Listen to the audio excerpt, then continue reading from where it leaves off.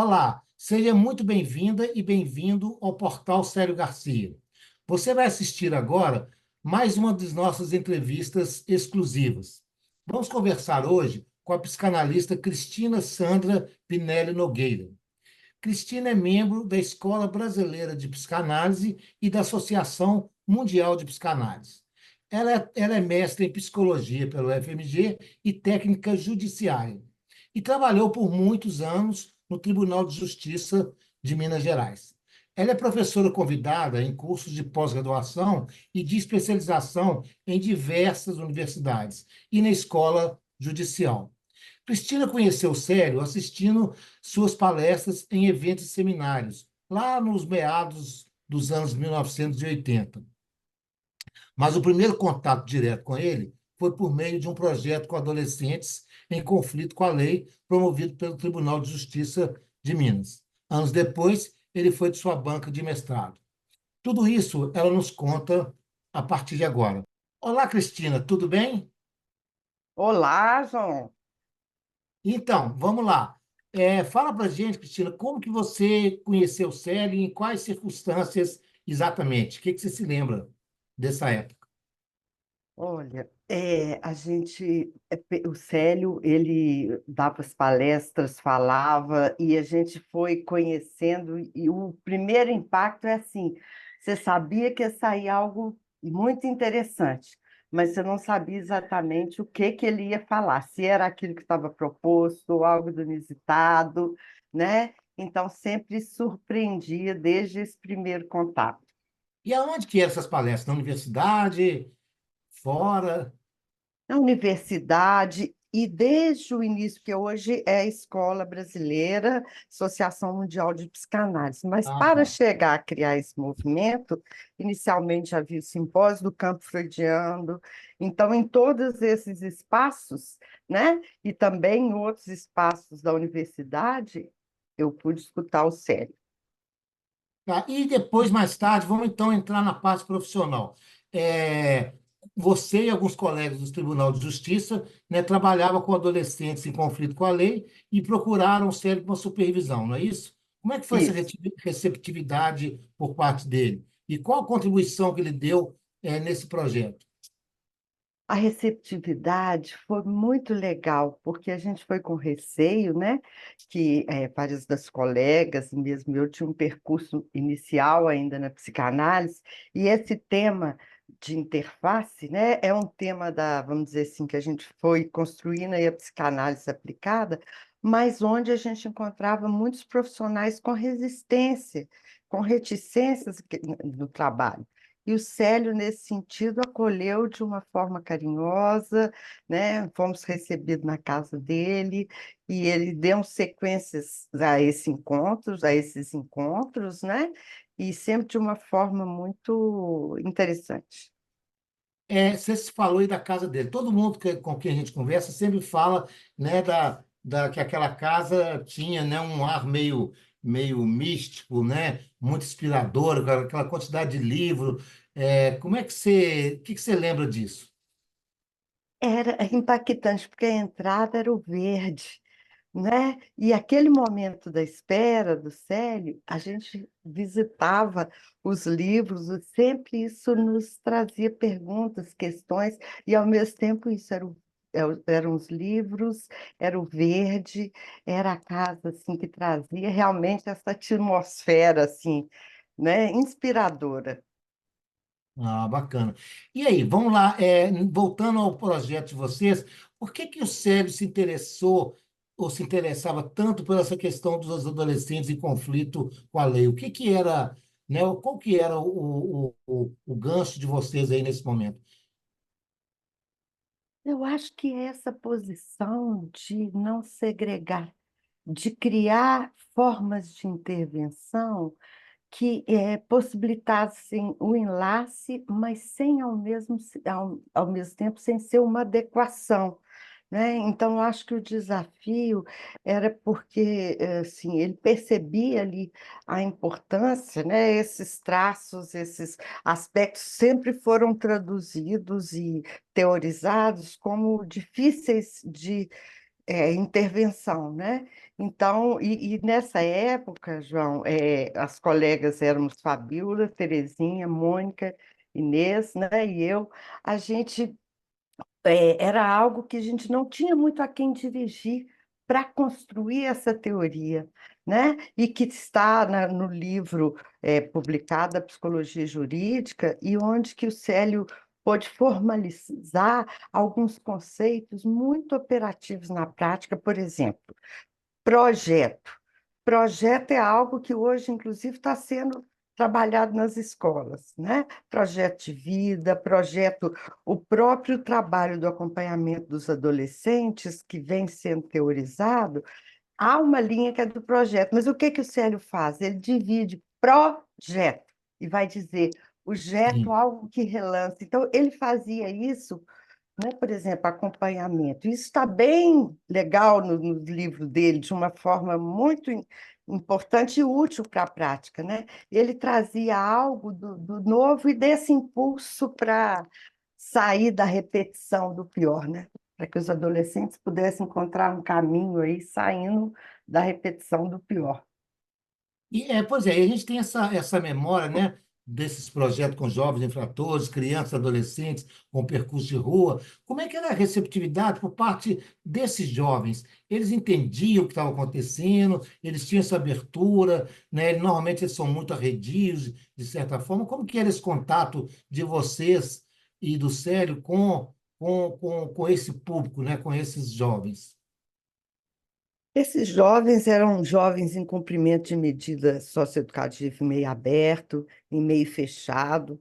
A gente também, como o setor técnico faz estudos, né, algumas vezes, inclusive, somente com medidas protetivas, eu acho que havia uma abertura, havia também resistência, mas vamos dizer assim, um desafio de fazer valer o Estatuto da Criança e do Adolescente, de fazer valer o que está ali colocado como direitos e deveres. Então, o Célio, nesse sentido, percebeu o desafio social, o desafio ali da técnica do do atendimento, do acompanhamento, mas principalmente a necessidade de um envolvimento de toda a política para que o que está colocado, né, que é a criação de um outro projeto de vida para os adolescentes, é o desafio que envolve muitos outros fatores, né? Mas a sua pergunta, assim, era, e todas as oportunidades que o CL tinha de poder encontrar com jovens também,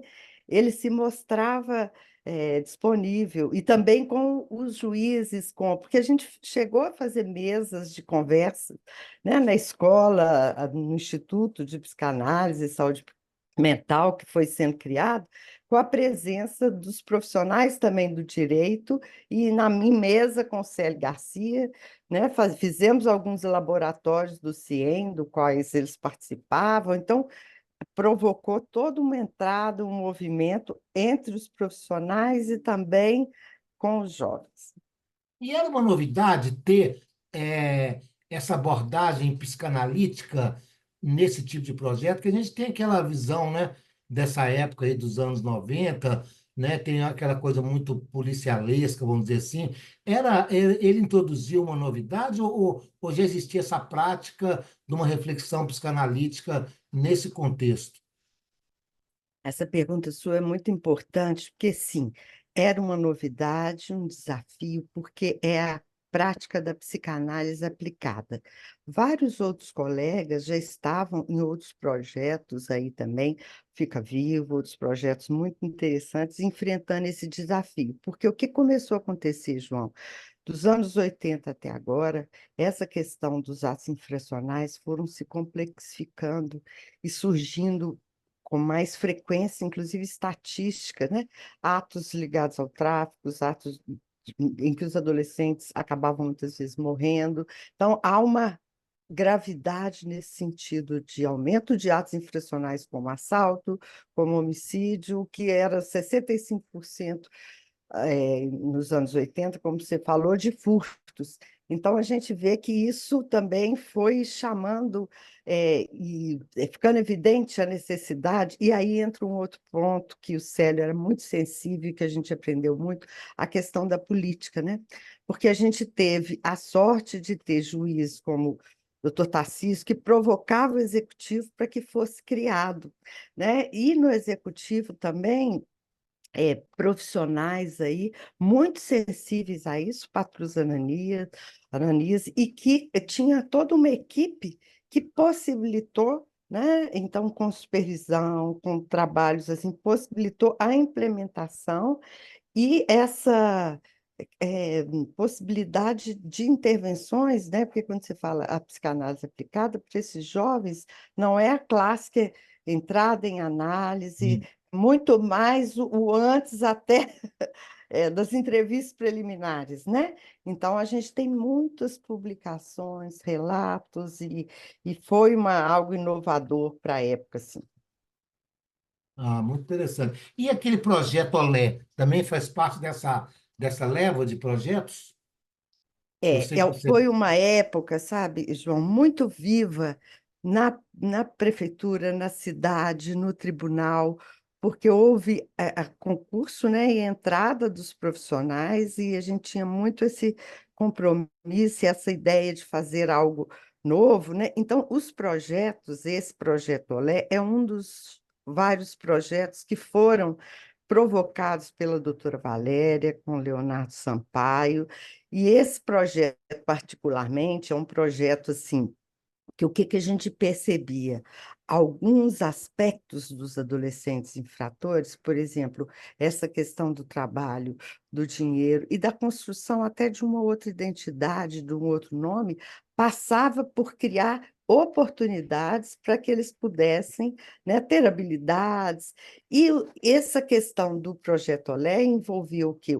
Informática, computador, então foi criado toda uma estrutura onde que eles tinham aula e várias instituições participavam, Prodabel dando aula, Centro Mineiro de Referência em Resíduo, né, Asprom, e toda essa equipe, como é que funcionava o projeto Olé? Os adolescentes tinham aula de informática e depois eles recebiam diploma do curso e alguns deles eram encaminhados para a Asprom, né, para trabalho. E a gente tinha todo um acompanhamento durante todo esse processo. Então, apareciam questões assim incríveis e ricas e que exigiam intervenções. Por exemplo, um adolescente que não conseguia ficar na sala, né, sentado assistindo aula. A gente foi conversando, descobrindo que ele tinha uma dor de dente terrível. E, inclusive, e aí tudo isso aparecia como locais onde eram necessárias intervenções. E esse projeto Olé, então a gente percebia também, é claro que para alguns adolescentes, né, uma continuidade ali do interesse pela informática, do interesse pelo computador, do interesse e de habilidades. E o Célio foi um que acolheu isso de uma forma muito bonita, porque ele percebeu o valor, né? Ele criou um texto que está publicado no livro que o Sérgio de Campos coordenou, e são dois textos, um onde ele vai na matemática, né, para dizer da importância da efetuação e da subjetividade mole do adolescente. Quer dizer, ele criava isso, né? O que que a gente percebia? Os adolescentes geralmente não têm esse projeto, esse sonho, essa questão do que querem ser, né? No máximo, alguns, a maioria querem ser jogador de futebol, serem ricos e terem algo meio mágico. Então, o Sim. Célio, quando fala, interpreta, há uma subjetividade mole, ele, inclusive, retira essas intervenções de um campo que seria só enquadrar. Né? Então, você vê, quando ele foi na matemática e quando ele eh, valorizou isso, né? Ele percebeu assim que isso é algo que poderia criar uma outra saída que não o nome da delinquência, o nome do bandido, né? Aí vai surgir uma outra possibilidade. E eu também fico é triste porque alguns detalhes nos escapam quando a gente está vivendo, né? Quando eu fui retomar esse texto que o Célio falou sobre esse projeto, embaixo ele falava que a equipe se mantenha, retorne para a supervisão, né? Bom, eu queria só lembrar que esses livros que a Cristina está citando, né, tanto a Psicologia Jurídica como o do Sérgio de Campos, né, Tributo ao Célio Garcia, eles estão citados no portal, né, aqui no nosso portal Célio Garcia, e podem ser consultados, né, e vocês têm acesso aí a mais detalhes sobre essas obras. Mas retomando, Cristina, então, como que era essas reflexões que vocês faziam sobre os projetos? Vocês iam para o consultório do Célio também para discutir isso, para fazer um pouco dessa supervisão? Como é que era essa rotina fora do ambiente, né, do Tribunal de Justiça ou de outros locais, né, profissionais? Havia uma Íamos. frequência no consultório dele? Havia. Íamos geralmente quinzenalmente, uma vez por mês, durante vários anos íamos lá, né? Tiveram esses encontros no espaço do que hoje é a Escola Brasileira também, né? Chegamos a ter um encontro também no tribunal, com a presença do Célio, mas a maior frequência era quando íamos à casa dele. E quem estava nessa, né, você já citou alguns nomes aí, quem que estava presente? Tinha pessoas de outras áreas, que eu sei que a casa dele era frequentada por profissionais de diversos campos. Tinha uma equipe mais multidisciplinar ou era todo mundo da psicologia e da psicanálise? Não, era multidisciplinar. Esse grupo específico éramos profissionais da psicologia, do serviço social, nos laboratórios do CIEM e nos encontros que fazíamos, que foi, vamos dizer assim, fomentado também a partir disso, haviam também profissionais do direito, né, e de algumas outras áreas afins. Deixa eu te falar, Cristina, você já nos disse, né, antes da nossa conversa, que o Célio era muito irreverente, né, ele era muito assim descontraído nos comentários dele, né, teve até um dia que vocês perguntaram sobre um caso, né, em análise, ele falou assim: vocês querem que eu faça o quê? Que eu balance minha bunda? Como é que era esse lado irreverente do Célio, essa coisa mais informal que às vezes surpreendia tanta gente? Esse que foi impressionante. Eu acho que nenhuma de nós nunca esqueceu esse momento, porque era isso. Você não sabia ali, você sabia que poderia vir ou um ato, uma intervenção, mas sempre tinha um efeito inusitado. Então a gente tinha levado um caso e queríamos que ele, assim, vamos dizer assim, desse uma dica ou intervenção, sugestão ali para o caso, e ele realmente faz o gesto e fala: vocês querem que eu fale como eu balanço minha bunda? Aí nós ficamos caladinhos, né? E aí continuamos, dando sequência, depois terminou a supervisão. Quando a gente saiu, chegou no carro, mas nós disparamos a rir, mas a gente ria. E o que ficou para cada um foi esse ponto, né? Não espere do mestre, não espere uma resposta pronta. Ele desconstruía e te colocava a trabalho, né? Então e é interessante, João, porque a gente seguiu nessa supervisão com esse grupo há algum tempo mais, né? Depois, por uma série de circunstâncias, tiveram colegas que foram para a vara de família, outras que, né, trocaram de setor. Duas das colegas foram fazer análise com ela, né? Com ele. Aí, Duas das colegas foram fazer análise com ele. Eu segui com algumas supervisões individuais. Enfim, esse efeito aí de manter, né, a trabalho, isso é. ficou, né? E aí, Cristina, a gente sempre ouve também, em algumas das entrevistas, isso, que às vezes você levava uma pergunta para o Célio e ele te devolvia outra pergunta. Você acha que passa por aí, por esse exemplo que você deu aí, né, dessa irreverência dele? Ou seja, ele não era o mestre para dar resposta, mas sim para trazer inquietações, a gente pode dizer isso? Sim, exatamente. Era sempre algo inusitado, algo que ele não aparecia ali onde a gente esperava. E trazia elementos que, vamos dizer, ampliavam a visão do mundo, por exemplo, esse exemplo da matemática. Eu fui depois lá, quando preparei o texto para o Sérgio, né, para o livro do Sérgio, eu fui, estudei sobre esse professor, então tinha esse efeito, sempre ampliava o mundo e com isso você localizava ali e construía a sua resposta, né? E se a gente te pedir para você é, caracterizar o Célio, se você fosse falar para os mais jovens hoje, que não conviveram com ele, o que que você diria assim? Uma pergunta bem simples. Quem foi o Célio? Se alguém te perguntasse isso em algum momento, né, o que que o Célio representa, qual que seria uma resposta assim, né, de bate-pronto que você daria? Eu acho que um psicanalista à frente do tempo, né?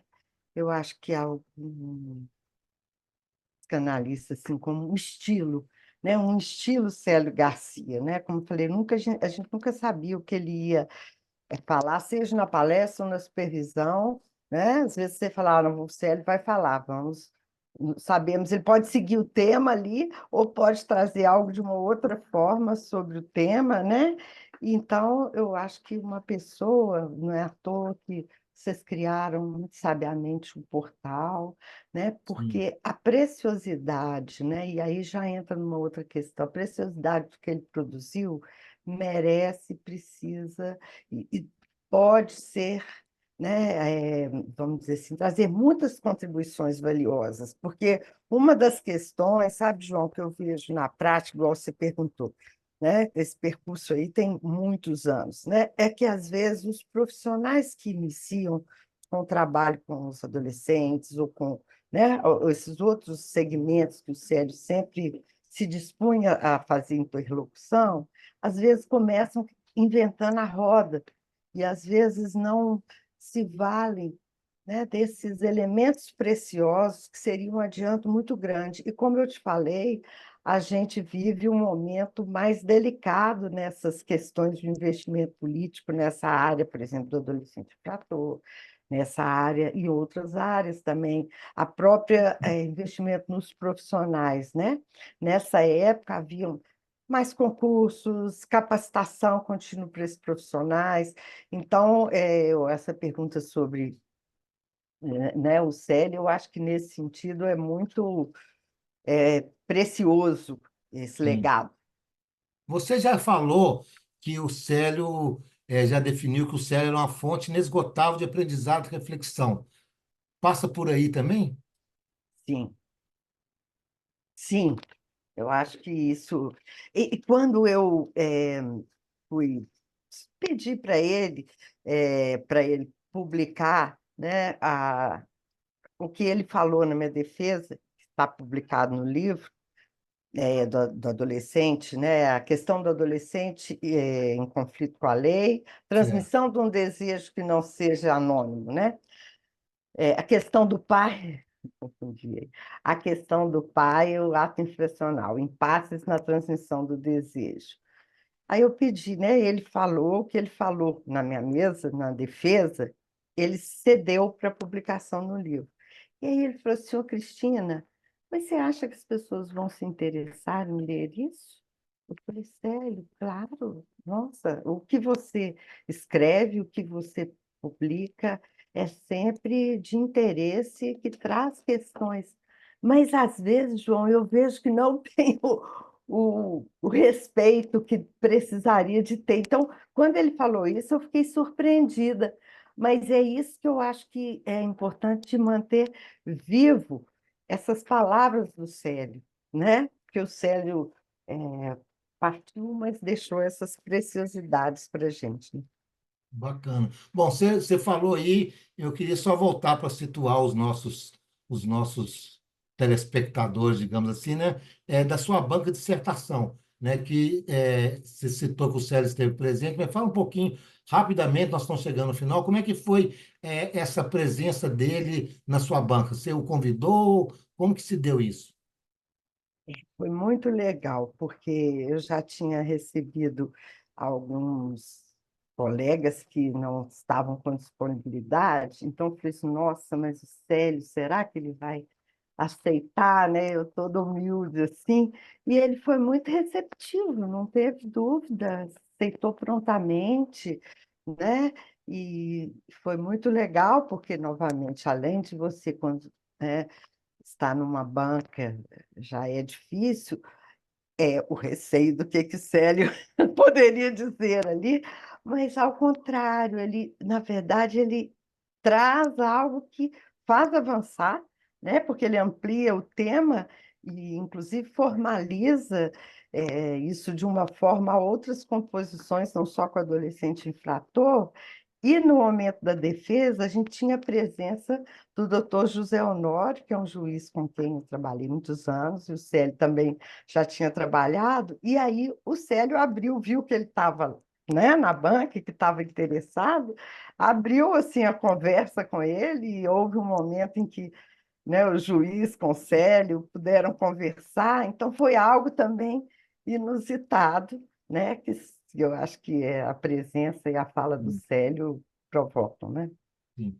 Cristina, nós estamos chegando ao final da nossa conversa. Eu queria que você falasse para a gente do último encontro que você teve com o Célio. Hum.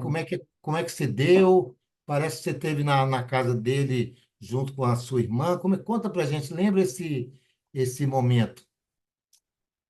É porque depois da defesa, passado algum tempo, né, eu tive a oportunidade de publicação do livro, né, pela editora Certo. Scripto. E aí eu fiz questão de levar para o Célio, e a minha irmã, né, Edmeia, foi comigo. A Andréia nos recebeu de uma forma muito carinhosa, né? Ele já estava no estágio mais avançado da doença, mas a gente pôde conversar pelo olhar, né? Um olhar receptivo que ele sempre teve, e foi uma despedida ali, né? Mas um encontro mais leve do que as circunstâncias, né? Com Eu acho que certeza. leve pela presença da Andréia ali também criando, e por essa conversa pelo olhar, né? Onde que a gente pôde agradecer muito a ele, né? Então, é essa lembrança, né, que você tem dele. Sim, Afinal, né? Lógico. sim, de de um afeto, né? É, Se você pudesse hoje, para a gente terminar, encontrar com o Célio diante desse mundo que nós estamos vivendo, de contradições, de conflitos, né, né, desde o governo passado, Bolsonaro, o governo Lula, nesse contexto todo, o que que você diria para ele, Célio? O que está acontecendo? O que que você falaria com ele? nossa, João, quando eu estou um pouco sem esperança, eu lembro dele e penso que ele iria produzir algo. Ele iria ter algo para um ato, para uma fala, para uma provocação, né? Recorrendo aos livros e sempre muito atento a tudo isso, né? Então, eu acho que até hoje, né, diante desses desafios que não param, do climático ao político, ao que passa tudo, né, entrelaçando, né? É, Eu acho que ele iria criar e nos surpreender. sim. Bom, então, para a gente terminar, temos alguns minutinhos. O legado do Célio, tentar resumir em poucas palavras, o que que ele deixou de mais relevante aí, evidentemente, na sua opinião. Nossa, eu acho que é impossível dizer, porque é um legado assim tão rico e tão. Ele sempre trouxe essa clínica do social, né? Eu acho que nesse sentido é um estilo sério, inovador também, porque a psicanálise na cidade, né? Eu acho que o que ele deixou de legado é infinito, né? Assim, mas eu diria assim que é isso. Eu acho que é algo para a gente estar sempre intrigado. Você vê que até para responder isso É, fica um efeito, né? Que bom é que eu verdade. pude ter esses momentos, né? Que É pudemos ver- ter esses momentos, e que deixe, porque quando a escrita, né? A produção que o Célio deixa, eu acho que deixa nela também esse efeito provocador, e que é de não desistir, de não desanimar, mas ao mesmo tempo assim, não nunca entrava nas caixinhas, né? Eu acho que nesse sentido foi interessante a produção dele, porque não é para adequar, não é para encaixar, não é, é subverter, mas assim, criando, né? Possibilitar saídas, né, para os jovens ou para qualquer outros dos, porque foram vários temas da psicanálise, temas disso, da interface da psicanálise na cidade, né?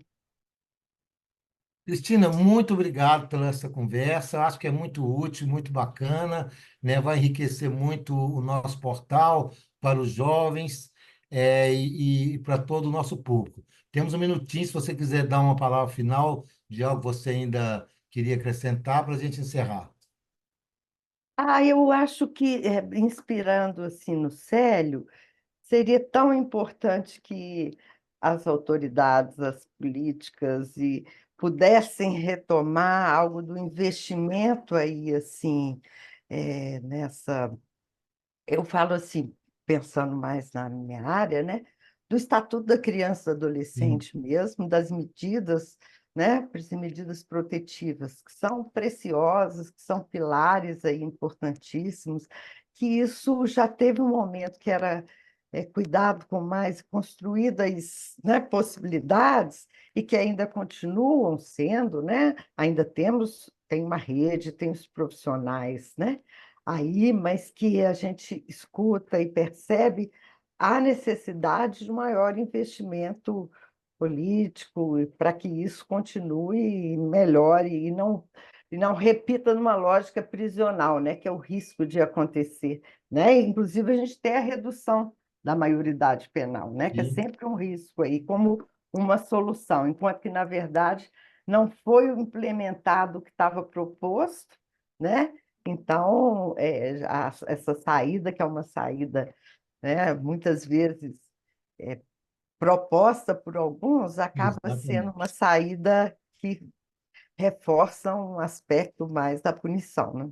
Exatamente. Cristina, mais uma vez, obrigado, né, por essa oportunidade de a gente conversar, lembrar um pouco de sério e, né, ficamos aí para uma próxima conversa. Eu que agradeço, João, muito obrigada. E realmente a gente, no que vai falando, a gente vai Vai, lógico. lembrando e vivando, né, as palavras que ele deixou para a gente e as criações que ele nos inspira. Com certeza. A todos que estiveram com a gente, que estão nos acompanhando, que ainda vão assistir, nosso muito obrigado e até a próxima entrevista.